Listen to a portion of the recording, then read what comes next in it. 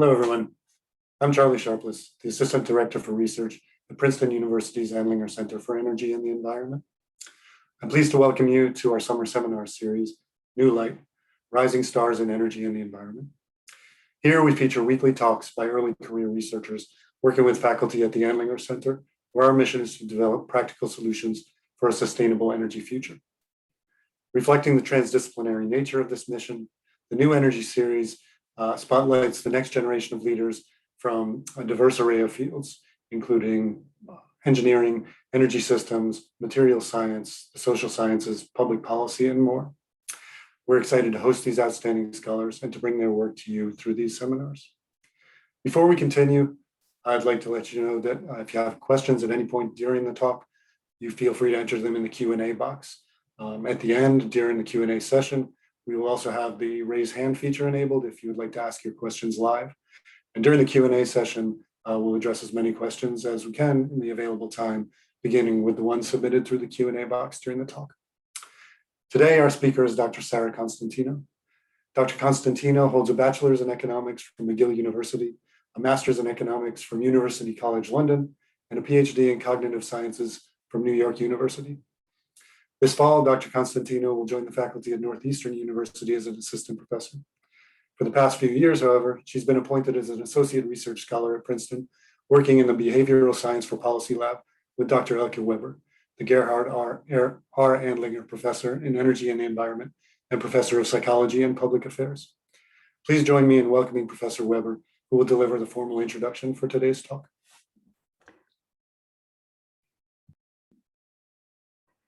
Thanks so much, Charlie. And let me just quickly turn off my other, guess I'm getting an echo.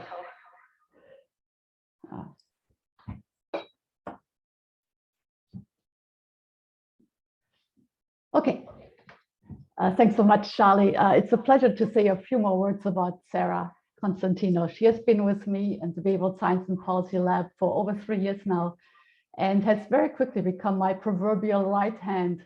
I've come to depend on her in fundamental ways: an auxiliary brain, eye, voice, touchstone, and even muscle. It's hard for me to imagine life at Princeton without her, even though this time will come at the end of the calendar year when she moves to her assistant professorship position at Northeastern University. We share similar backgrounds and disciplinary training in what used to be called mathematical psychology and now quantitative modeling, and also in neuroscience and cognitive science. And we've applied these tools to a long list of joint projects with colleagues in disciplines that range from economics to sociology, the physical sciences and engineering.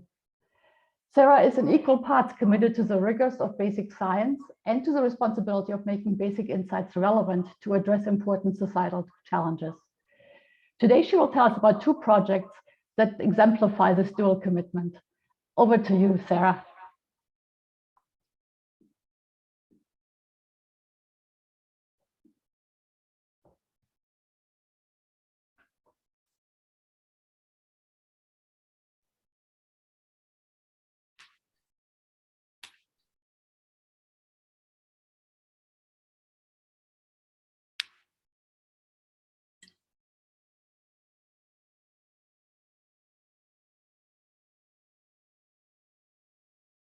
Okay.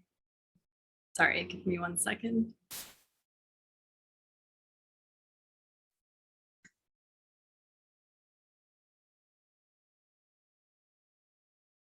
Still not used to setting this up. How does this look?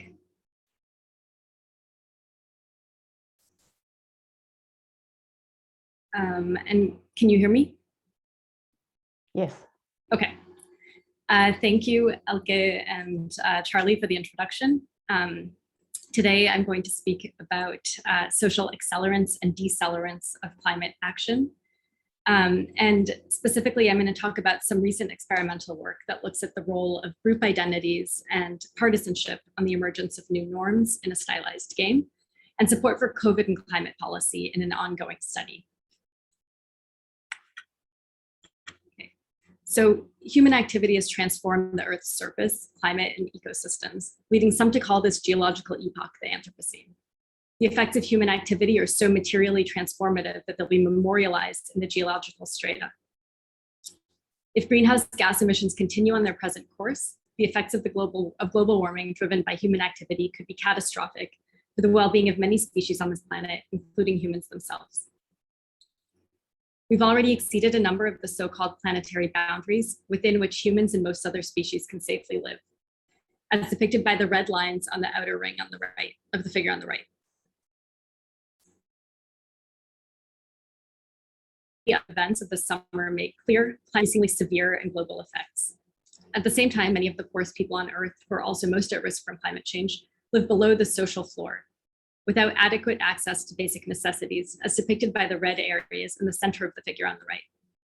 Among the many challenges posed by climate change is how to simultaneously raise global living standards above this floor while maintaining the Earth system within safe operating boundaries.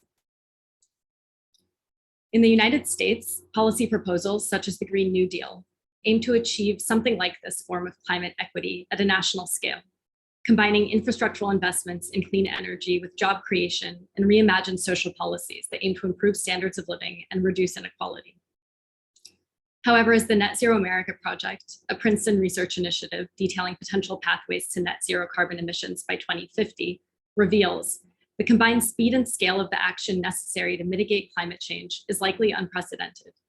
It will involve not only transformations in physical infrastructures and energy systems, shown for wind, solar, and transmission lines on the left, on the map on the left, and the change in the energy mix under the most aggressive scenario on the right, but also changes to economies with rapid job growth in some areas and decline in others. Social policy can smooth these effects, but like the impacts of climate change, the physical and economic disruptions of climate mitigation will be unevenly distributed. Making these changes will require enormous political will and legislative power, and we need to understand how to build support for transition policies that will disrupt the livelihoods and physical character of many communities. This image shows protests of the Apex Wind Project in Orleans County in upstate New York, along the south shore of Lake Ontario. The constituencies and motivations represented in opposition to many renewable energy projects are also diverse and not easily pigeonholed into partisan stereotypes, though opposition on partisan grounds also exists. Residents are concerned over the effects of large-scale turbines on the preservation of natural environment and animal habitats and migrations, on the image of the landscape and tourist economies, and on potential health hazards and property values. There are many potential roadblocks in this race to address climate change. There are the challenges in overcoming entrenched interests and institutional structures, in the material costs and scale of the undertaking itself, in the ethics of the transformation, which will have unequally distributed impacts on different constituencies, and in building adequate political consensus around new policies. In my work, I focus on the psychological and social challenges posed by climate change and climate policies, and how these intersect with the possibility for widespread shifts in behaviors and, crucially, political action and policy support.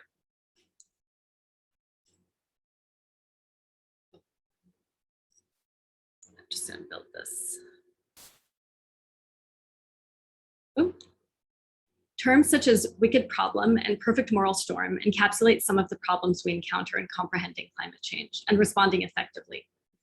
While there are many cognitive and motivational challenges associated with climate action, today I'm going to discuss work that focuses on how behaviors, values, and perceptions shift in response to signals from the social and physical environment, and the role of group identities and partisan polarization on the efficacy of these signals. I've called these the epistemic problem, which encompasses the question of which signals to attend to, and the intersecting challenge of how these signals are interpreted by different social identities or interpretive lenses. Humans are embedded decision makers. So the schematic on the left shows an actor embedded in their social network and their biophysical environment. While the psychological and social challenges described on the previous slide can make climate action difficult, the social context is also rapidly changing. The impacts of climate change are increasingly tangible around the world. And for young people, climate change is no longer an intergenerational problem. They have to act now in the interests of their own self-preservation. So it is a moment where we can consider whether a rapid transformation in beliefs about and responses to climate change might be possible. So the figure on the right shows a a kind of framework that will come up throughout the rest of the talk, whether individuals make decisions based on experience or social cues, and how those are in turn filtered through partisan or other interpretive lenses. So in this next part of the talk, I'll start by speaking about the role of social norms and cues, as well as the emergence of new norms and how they interact with group identities. In the second part, I'll speak about the role of experience with threats, and again, how this interacts with group and partisan identities. In 2016, a group of scientists, some of them at this opinion piece, putting forth social norm interventions as one potentially scalable solution for collective action problems, in particular climate change related challenges, in the face of slow or stalled government action. There's a rapidly expanding literature on the role of social norms in guiding beliefs, values, and actions, including climate action and sustainable behaviors. Social norms are informal rules that govern society. They include descriptive norms, which refer to what people typically do, and injunctive norms, or what they think should be done. Peyton Young defined them as patterns of behavior that are self-enforcing within a group. Everyone conforms, everyone is expected to conform, and everyone wants to conform when they expect everyone else to conform. There are many examples of conformity to messages about social norms across many domains, from water and energy conservation, to transportation, to voting, to more recently mask wearing. People conform to social norms for many reasons. They provide information about what is appropriate, suitable, or wise to do, and as such, they can act as decision heuristics or shortcuts. They can facilitate coordination, which may be especially important for technologies with returns to scale, so social media or electric vehicles. And adhering to social norms is also important for maintaining social reputation and for signaling group membership. Deviations can result in social sanctions and ostracism.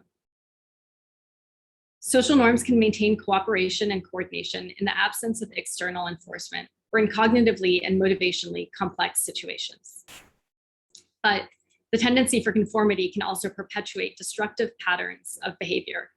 So for example, studies have shown that social norms can maintain corruption, overconsumption, and discrimination.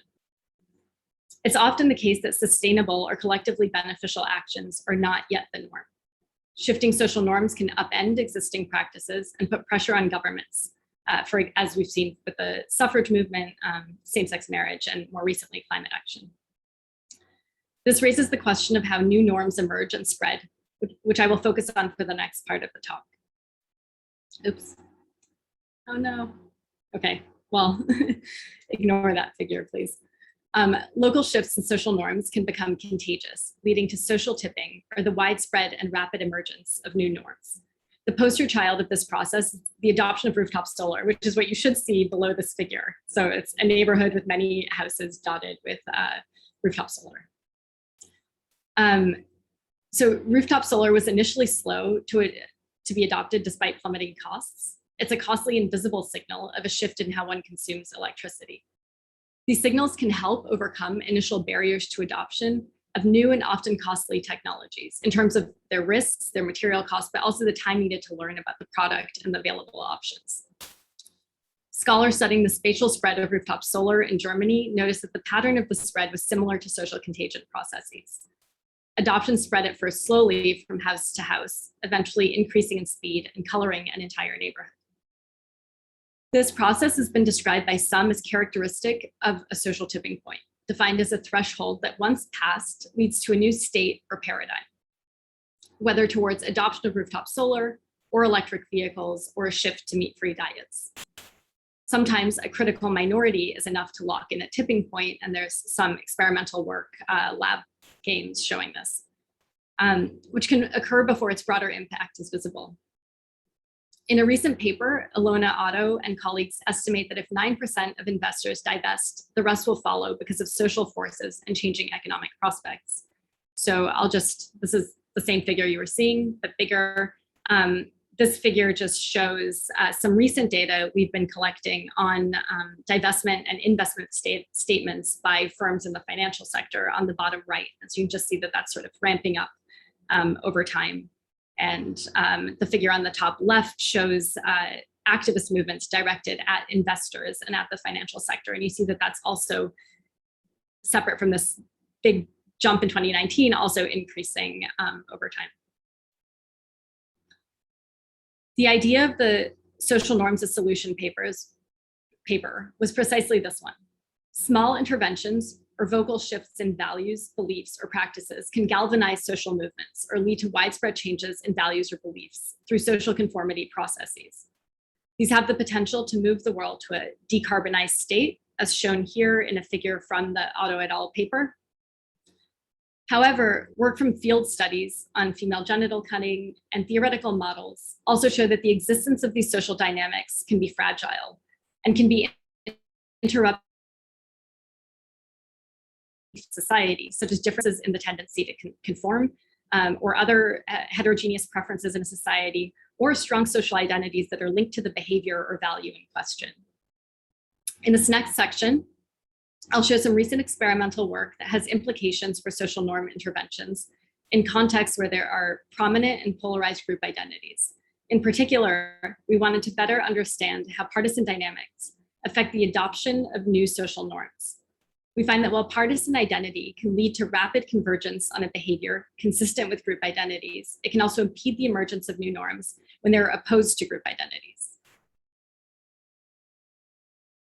In this study, I focus on partisan identities in the US.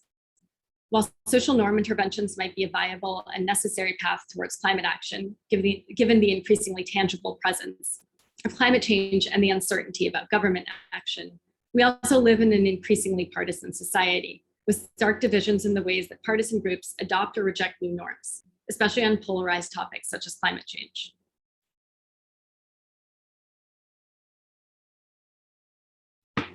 Interventions or policies aimed at shifting behaviors or values integral to a group identity can fail to spread and can even create a renewed commitment to these values if a group perceives its identity to be under threat. In the US, partisanship has been growing on many issues, including on climate change, as you can see on the figure on the left, which shows a growing partisan gap on the question of whether climate change should be a top policy priority. While climate concern is growing among young Republicans, it remains one of the most partisan social issues between Democrats and Republicans. And many measures to address climate change are in direct conflict with values and livelihoods predominantly associated with the Republican Party. For example, increasing taxes or the role of government or preservation of tradition. In a virtual experiment, we tested the role of partisan group identities on the emergence of a behavioral norm. The basic setup was as follows. Individuals were randomly assigned to groups and played a coordination game. The coordination game is what you see in, I don't know where my cursor is, in this square here on the bottom. In this game, they could earn more by coordinating their behaviors with those of their group, regardless of whether they coordinate on @ or £. So these are just arbitrary labels for these choices.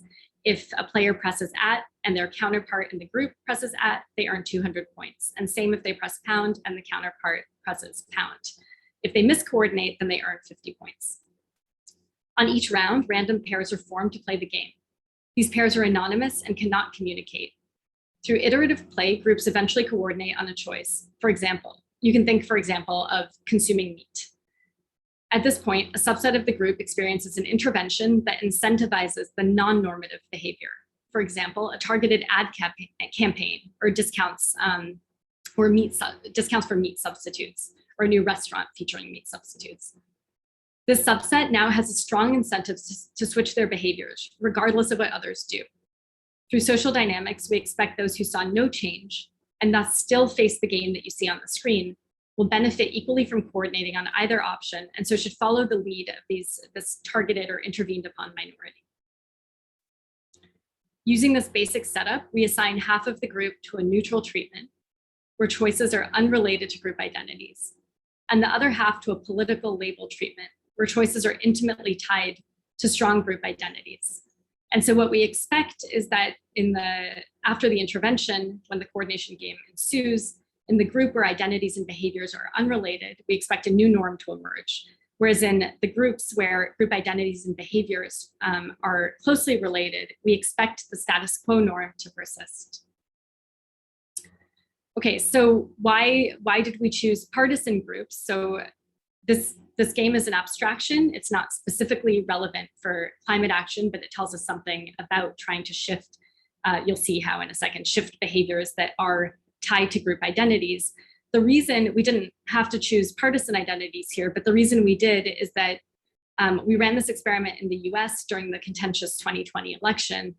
And we see that there are growing gaps, especially in-group, out-group gaps between the parties. And so the figure on the left shows a feeling thermometer, which asks individuals to rate how they feel about a group on a scale from 0 to 100, where 100 is the most favorable. While you can see from the lines at the top of the graph that, so for Democrats thinking about the Democratic Party or Republicans thinking about the Republican Party, feelings towards one's own party have remained relatively constant over time. The lower line, you can see from the lower line that dislike of the other party has grown. So there's more out-group hate or out-group dislike.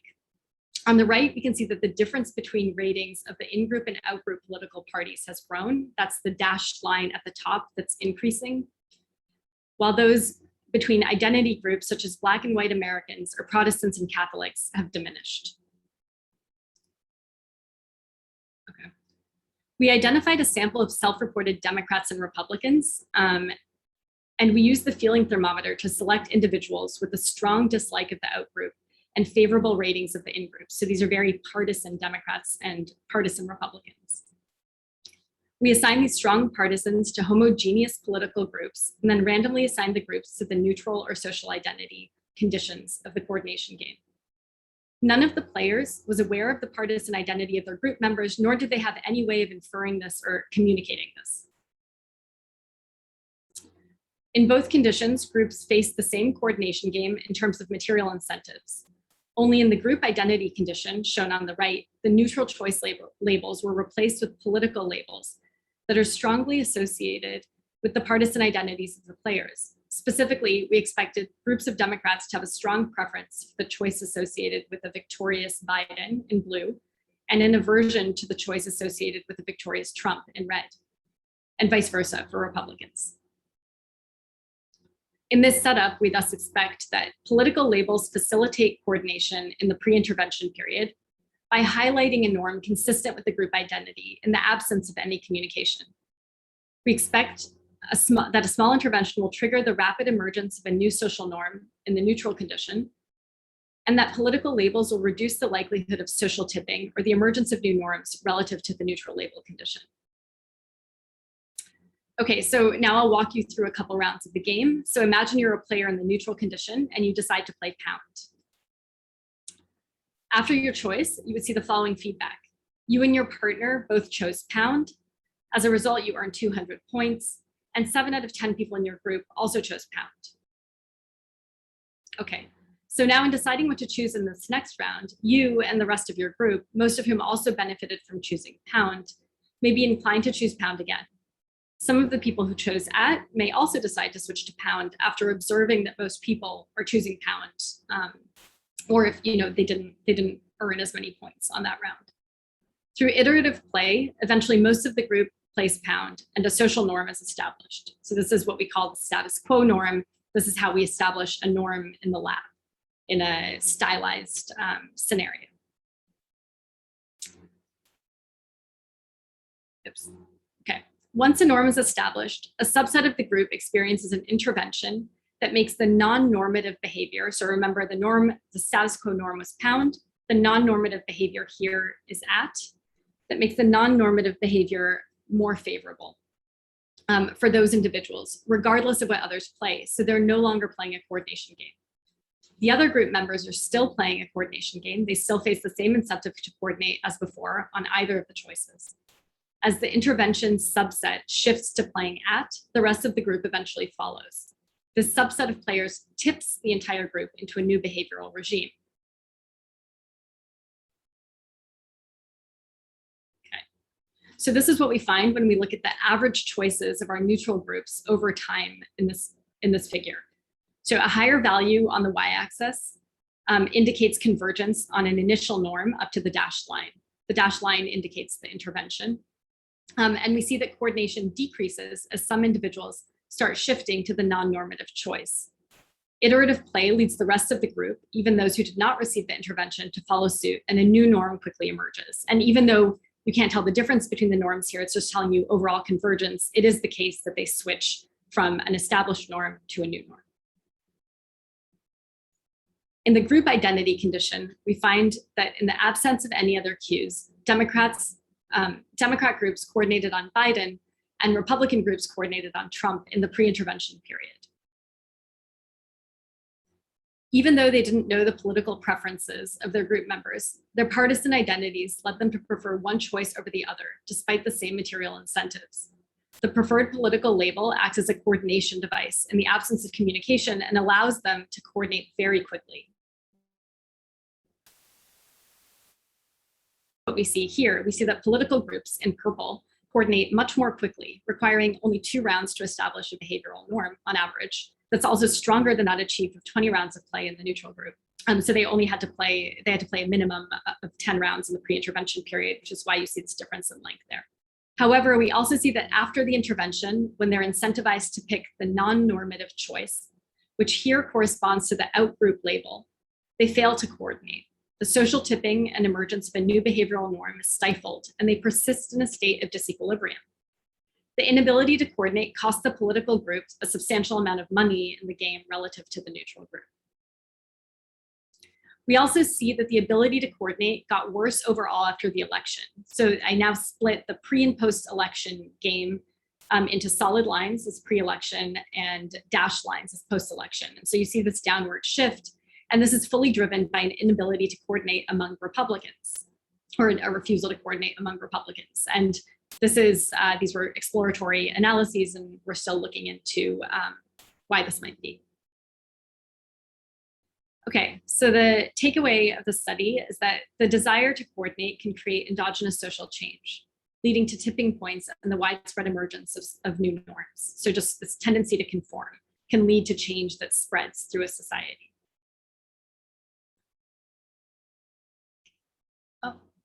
Social identities can facilitate coordination by organizing groups around focal norms. So that's what we saw in the political identity treatment, where they coordinate very quickly on established norms.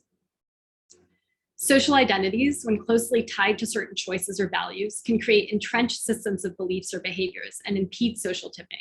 So when the behavior in question, the behavior intervened upon, is one that is importantly tied to the group identity, you see this refusal of people to shift, especially those who aren't incentivized to shift. This has implications for interventions and social movements aiming to increase collective action on climate in places where climate is polarized. Okay, now that we established the role of partisanship on social tipping dynamics in contexts where the preferences under question are an important part of the group identity, I'm going to turn to a second study that focuses on the role of partisan identities in the interpretation of signals of threat from the environment when those threats are also polarized. So here I'm going to focus on experience with the novel and recently polarized threat of COVID. I guess not so novel anymore, but novel relative to climate change. But we'll also show some parallel analyses for climate change. We have a study currently in the field and data that we've collected that looks at shifts in policy preferences and concern about climate change before and after extreme weather events, tracking the same person over time. But we haven't analyzed that data yet, so that would be that'll be the analog data for climate change. As I showed previously, the partisan gap on climate change is increasing. But this is largely due to an increase in concern among Democrats. Indeed, we even see a small increase in concern among Republicans, with an increase in concern among Americans overall. And that's what you can see on the figure on the right. So we see a growing trend in the response that climate change and environmental issues should be a top priority for the president and Congress. Similarly, the number of Americans, so this is from the 6 Americas survey by the Yale Climate Change and Communication Group, we see that the number of Americans who are alarmed about climate change at the bottom in blue has increased dramatically since 2015. So you see 2015 on the left and 2020 on the right, while those who are dismissive at the top saw the largest drop. Some have suggested that the role of experience with catastrophic climate change through extreme weather events, or even with prolonged droughts, heat waves, or above average temperatures, may increase broad concern about climate change and support for adaptation and mitigation policies. However, while there's ample evidence that worry and risk perceptions lead to action, the evidence linking awareness of an issue or experience of a threat with worry is much more tenuous and has been shown to depend on worldviews and values, and to show evidence of partisan motivated reasoning, where signals that do not fit comfortably within one's worldview are underweighted or ignored. Okay, so we have this ongoing study I mentioned looking at changes in preferences towards climate adaptation and mitigation policies following local. Most of what I'm going to show today is based on COVID-19 experience. While different from climate change, the ongoing pandemic and the looming climate crisis share some similarities. They're both global issues that require rapid government response, international cooperation, large-scale behavior change, and upfront costs to avoid negative future outcomes. They also pose differential risks and impacts to different demographic and socioeconomic groups and are unevenly distributed spatially. The nature of the threat is also similar. They are unobservable and largely unknown previously, communicated with complex scientific models, and they have an exponential pace of growth. They're also both highly polarized. This meme circulating in March 2020 refers to a point in time at the onset of the pandemic where people generally agreed across party lines that action had to be taken. By April, COVID-19 had become a highly polarized issue. This polarization, evident in COVID denial and rejection of mask mandates, coincides with the areas in the US that are most likely to reject the existence of anthropogenic climate change and areas that are more likely to reject climate policies. This prompted some to say that the US has a collective action problem that extends beyond any one issue. However, these partisan differences could also be masking differences in experience with the threat, as the virus started in dense, predominantly Democratic areas and moved inward to Republican areas. So in this study, what we look at is the interaction between experience and partisan channels in concern about a polarized threat about COVID-19 and support for policies related to mitigating COVID-19. We have two main theories driving our analyses. One we've called believing is seeing, and this is the partisan channel. So motivated reasoning could lead individuals to selectively interpret or ignore signals from their environments when those signals contradict their worldviews. Under this theory, Republicans who receive messages from party leaders about the low risk of COVID-19 and rejection of precautions develop strong beliefs that are unmoved by experience. Democrats, alternatively, will be moved by experience. The observable implication is that the partisan gap would widen as experience grows. A complementary hypothesis is the seeing is believing hypothesis. This is driven by the experience channel. Here, personal hardship may lead individuals to update their beliefs about the severity of novel threats, especially if it contradicts their prior beliefs. For Republicans, personal hardship related to COVID-19 counteracts messages denying the severity of the threat and leads them to change or update their opinions. Democrats may also be moved, but to a lesser degree because it's already consistent with their baseline beliefs. The observable implication here is that the partisan gap would narrow as experience grows. Okay, so the data I'm going to show today is primarily from the second wave of a multi-wave nationally representative US survey that we launched in April. We've done 3 of 6 waves and have almost completed the 4th. The second wave spanned June and July, and the distribution of our responses are shown on the map on the right. In this sample, we have repeat respondents who completed multiple waves, as well as naive respondents who completed only the second wave. Okay, so we start by showing that there are strong partisan differences in concern about climate change and COVID on the left. So climate change is CC and COVID is CV in this figure on the left. On the right, you can also see that by the third wave of our survey, partisan differences in worry about COVID had increased the same magnitude as those on climate change. This is clear and unsurprising evidence that the partisan channel is strong for both of these threats. Now, focusing in on negative personal experience with COVID-19, we find a strong correlation between self-reported personal hardship with COVID-19, which is on the y-axis, and county-level cases. This relationship is not moderated by party affiliation of the respondent. So that's what you see in the different colored lines. They're all overlapping, indicating it's not, there's no significant moderation. And we also find that personal experience is not correlated with party affiliation once we control for county context and other individual demographics. So this section provides evidence that the partisan and experience channels can act independently. And we did not see motivated reasoning, suggesting that believing is seeing does not hold in this case. It also gives us some indication that there's at least some component of the perceived negative experience that is exogenous to party affiliation, which is relevant for our subsequent analyses. In our main results, we find that personal experience closes the partisan gap on worry, which provides evidence for the second theory that seeing is believing. This plot has negative experience on the x-axis and worry on the y-axis. We see that Democrats have overall higher levels of worry, but the steeper slope between experience and worry for Republicans leads to similar predicted levels of worry among those who have experienced greater hardship associated with the virus. So you see this kind of closing of the gap as the lines come together. We also find that negative experience with COVID-19 similarly closes the partisan gap for personally protective actions. So we asked about vaccination intent, mask wearing frequency, perceived importance of self-isolation, and the retrospective view that one was too slow to self-isolate.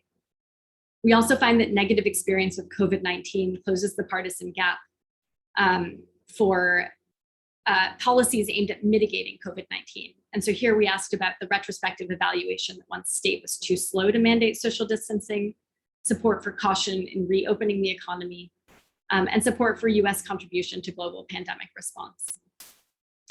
And then interestingly, we also find an effect of negative experience on trust in actors and institutions central to crisis response, as well as interest in government and politics.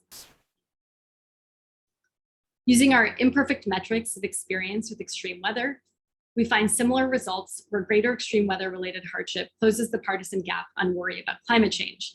So the caveat here is our negative personal experience with climate change. This is not our pre-post data, so we don't have people over time. This is people's retrospective evaluation of how severely they've been impacted by extreme weather over the past 10 years. So it's on a much longer time scale.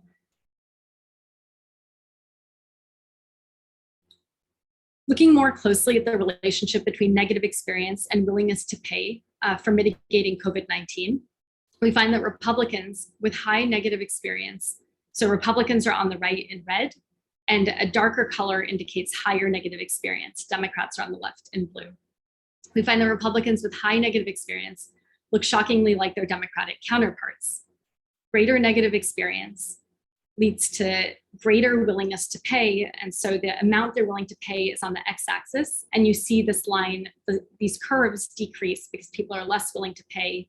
The greater the cost to them will be of these policies, but they're more willing to pay at every cost if they've had more negative experience with COVID. We do also find some very, so this is exploratory evidence for believing it's seeing. So we look at how underlying worldviews, such as those about the likely cause or source of a threat, shape negative experience and moderate the relationship between experience and worry.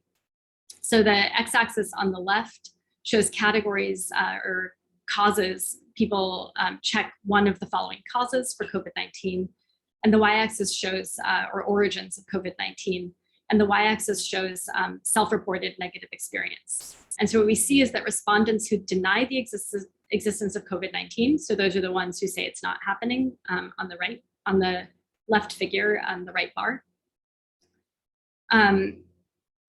are less likely to report negative experience with COVID-19.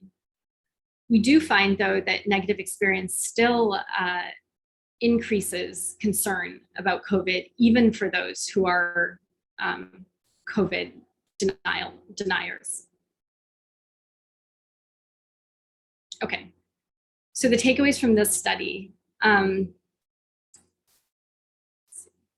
novel threat of COVID-19 became quickly polarized.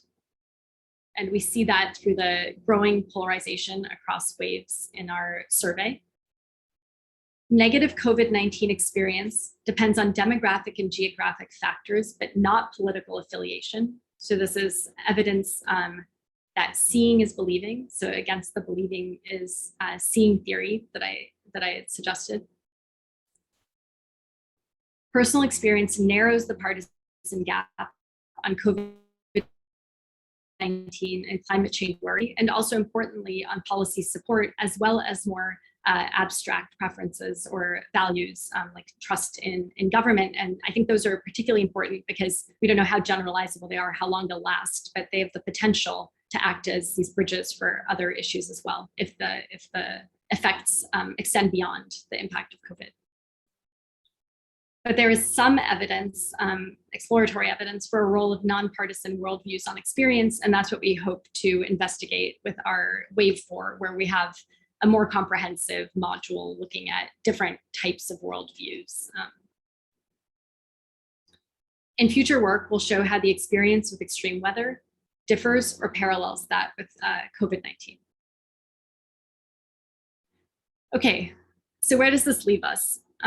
I've shown that social norm interventions or movements have promise with the potential to trigger rapid and widespread social change, but they're also fragile and sensitive to context. In particular, when the behaviors or values in question are closely tied to group identities, there may be a backlash against interventions and widespread social change may not emerge as expected. This suggests that we need to decouple important transition-related behaviors from partisan identities and ideological views.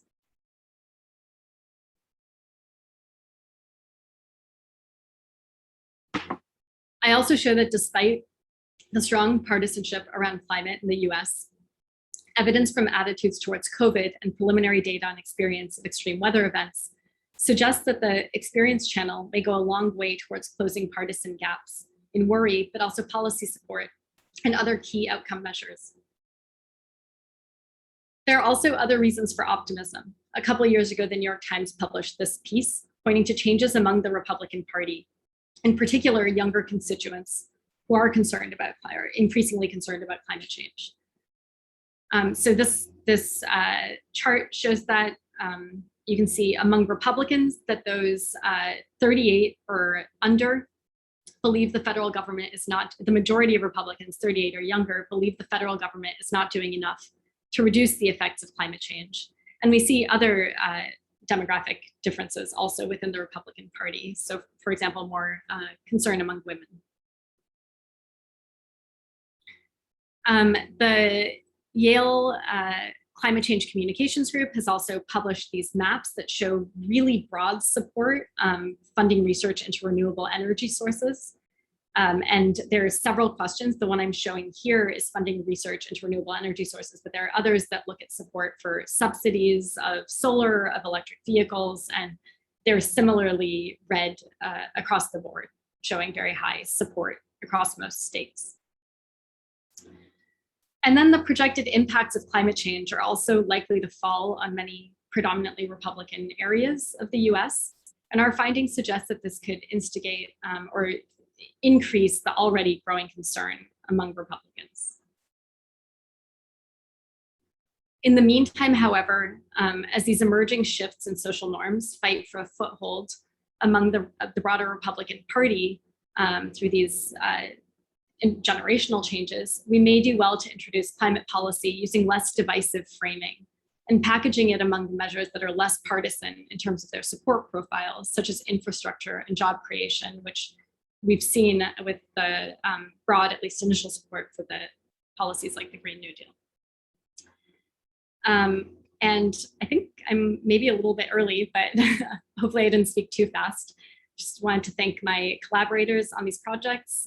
So of course, Elke Weber, Bob Cohane, and Alicia Cooperman all work on these this COVID and climate change survey, and on the extreme weather work as well, which is forthcoming. And then Charles Efferson, Sonia Vogt, and Zanke Eret, who work on the social tipping dynamics. And we have another project now looking at heterogeneity in preferences and tendencies for conformity and how those impact social tipping dynamics. And thank you for listening. Thank you. Thank you so much, Sara, for this fascinating talk with this abundance of details about your studies, but also about the implications of your research findings. The floor is now open for questions. And you can either type your question into the Q&A function at the bottom of Zoom, or you can just raise your hand, the raise hand icon also at the bottom of your screen. And we will call on you to ask your question yourself. So as we wait for people to raise their hand, is there somebody? Yeah, Charlie, I think you wanted to say something. Yeah, I'm going to keep the video off and just use the volume here to reduce bandwidth.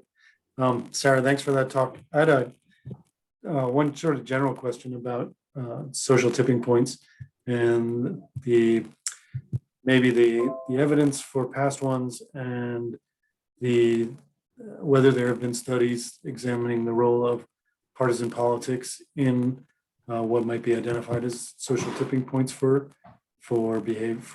changing social norms.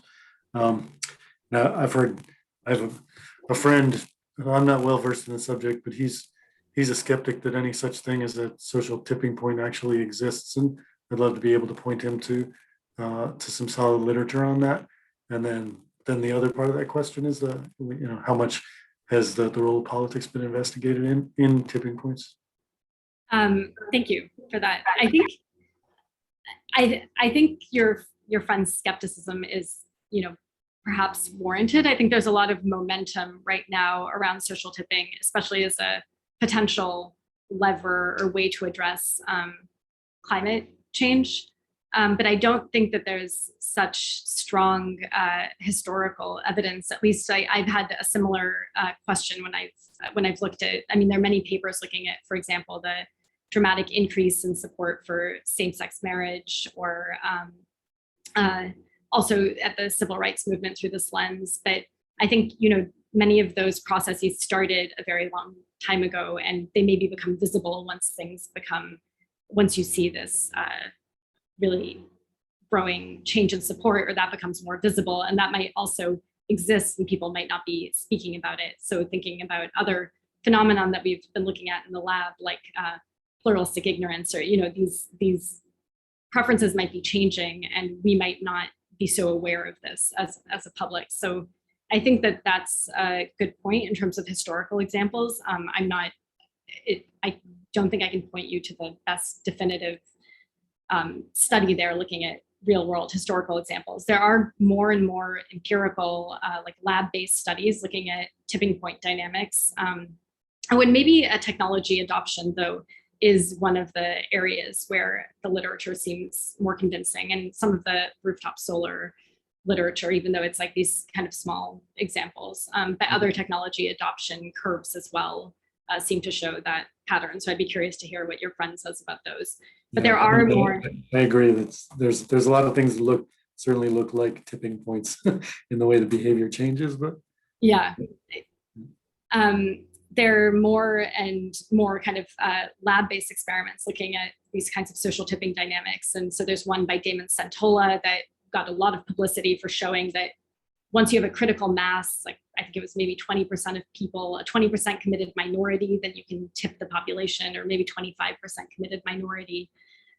There's the Granovetter work, which was theoretical, but looking, I think he was trying to model rioting behavior. There's more recently a paper by Andrioni and colleagues looking at the emergence of norms as well. So looking at how they dynamically change in these games where there are two-player interactions, not dissimilar from what we did, but without the partisanship dimension. And they show tenuous, like sometimes you see the emergence of new norms and other times you don't, but I would have to reread the paper to tell you the exact details.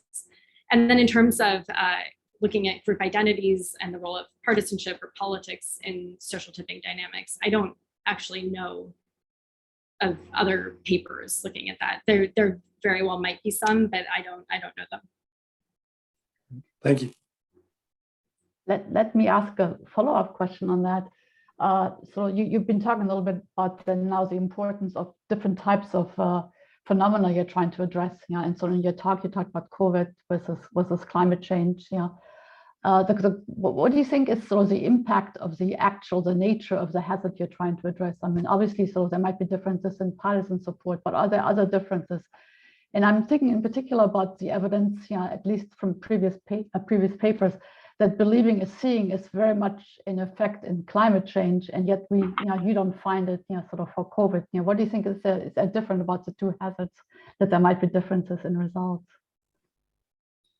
I think that's an interesting question, and one that I've been thinking about as we, also you, I think, as we try and bring together the climate change part of the work that we're doing and this COVID part, which initially started as maybe, I'm not sure if it's a naive, but an interest in kind of comparing responses across the two and thinking that they would be pretty similar, that we'd learn a lot from this kind of novel emerging threat that's also becoming polarized. And then I think what quickly became evident to us is that these are very different types of threats. They have many similarities, which I mentioned, but then they have many, many differences in terms of how they impact people's lives, who's susceptible, the immediacy of the threat, the kind of time scale on which they're unfolding, what you personally can do to avoid it, the causal attribute, like where it's coming from, this virus, versus having to attribute different, maybe more abstract impacts of climate change mediated through infrastructure or other or through institutions to have to relate those effects back to climate change. And so I think there are differences in the temporal dimensions, in the way that you can address the threat, in the immediacy of the threat, the types of impacts it has on you, and also on the kind of causal ability to infer a causal attribution, or like the ease of inferring a causal attribution, that are very different. And this is something that even within different types of extreme weather events, I think could differentiate how people interpret them. And so there might be some that are more susceptible to believing is seeing kind of phenomenon or motivated reasoning, whereas others less so. And that's something that I hope we're able to look at in our data, because we have variation in hurricane experience and wildfire experience. And in this recent NSF grant we got, hopefully also looking along other dimensions of variation in these events. So whether they're slowly unfolding hazards like heat waves or drought phenomena, or they're more acute catastrophic events. Mm-hmm. There's a question from Brent Alderfer. Maybe we could unmute him. Hi, really similar to what you just commented on. I just wondered, given your studies on climate change and the fact that experience may be one of the, one avenue to change opinion, whether you speculate as to the kinds of experiences on climate change that may have an impact, because there are so many different ones, similar to what you talked about. Is it observing weather, maybe, or direct financial impact, or local regional impact, or prices of products? I just wonder if you'd speculate a bit, maybe beyond the data, if you're willing, as to what might convince somebody, just without maybe locking yourself in, because it's interesting. Yeah, it's hard to, or I feel cautious in speculating, because there is so much work and so much recent work, a lot of new work looking at how people's experience of extreme weather events, and a lot of it is seems to be context specific and depend a lot on local response. Like there doesn't seem to be such a clear, consistent story in how people interpret the events, whether partisanship is really important and there is a lot of motivated reasoning, or whether it's really the severity or intensity of the experience, like the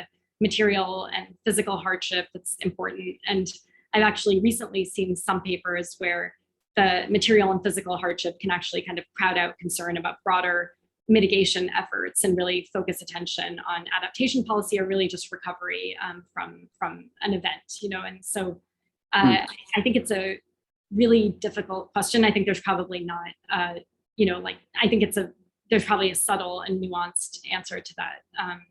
Yeah, sorry if that's. Thanks, yeah, more to come, thank you.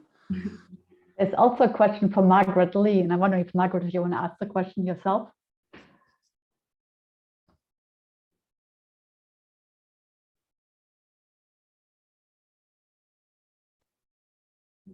I guess if not, let me just sort of pose it and says, has there been research on how to decouple climate change from political party identification? Are there certain types of social change efforts that are more effective than others in changing opinion? So you cut out a little bit, actually. Okay, I think maybe your connection. Oh, okay. So it says, has there been research to decouple climate change from political party identification? And are there certain types of social change efforts that are more effective than others in changing opinion? Yeah, so I can think of work abstractly, work looking at framing of policies as fees versus taxes and things like this that try and look at how different framings appeal to different partisan groups. And I've also seen some work, but I can't think, names aren't coming to me right now, where there's, I'm trying to remember, the focus is really on who's kind of communicating the message. So is it an insider to the group? Is it a trusted kind of in-group member that's communicating a message and the impact that that has? And the way that that message is framed and the language within which it's communicated makes a big difference. In terms of support. There's also some work looking at, like, if you remove all partisan identities and have people play a kind of coordination game or have them learn from each other and do a prediction game, I think it's even in the context of climate, you find social learning, and it's only when the partisan cues become visible, and that's a game between Democrats and Republicans, it's only when the cues become visible, and it's just the simple visibility of the cues that can erode the social learning. So I can think of some work along those lines, but I don't know that I can say offhand, like, which are really the interventions and social change kind of approaches that would be most appropriate beyond that. Mm-hmm. Thank you. So the final question goes to Hélène Benveniste. Hélène, do you want to pose it yourself?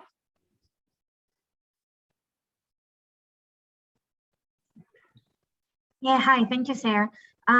Yeah, I mean, you talked a little bit about it already, but I was kind of wondering whether you could discuss a little bit more how, explaining maybe said a little bit something about the relative weight of all the differences between, the nature of the COVID issue versus the climate change issue, in explaining the differences in responses of individuals that you can see, one being believing is seeing and the other being seeing is believing. I was wondering whether the immediacy of the COVID thing plays especially a big role, or if it's something else that you think is like the most important thing here.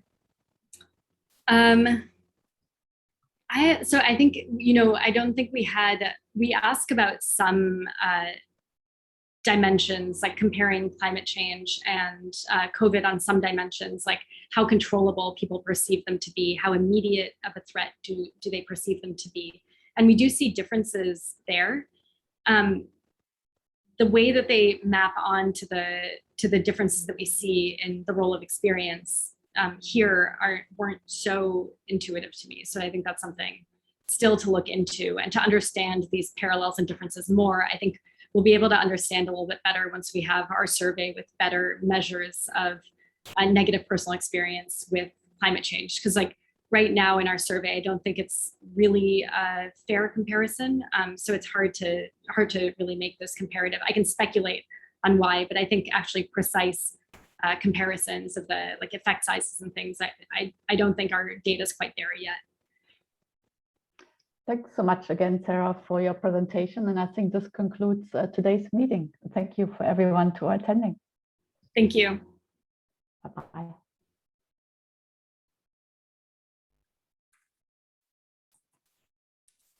Liz and Sara, thank you again for that great presentation. I'd like to also acknowledge for finishing today's co-sponsors for today's seminar, Princeton University Center for Policy Research on Energy and the Environment, and Dartmouth College's Irving L. Irving Institute for Energy and Society. I also want to thank the Andlinger Center staff who are working hard behind the scenes to support the creation and delivery of this series. Finally, I'd like to thank all of you for attending today. Next week, we'll host our final seminar of summer, 11 a.m. Wednesday, July 28th, when Dr. Melissa Ball will present her research on novel materials for designing transparent photovoltaic devices. You can find a registration link posted in the chat box, and we look forward to seeing you there. In the meantime, stay safe and healthy and have a good week.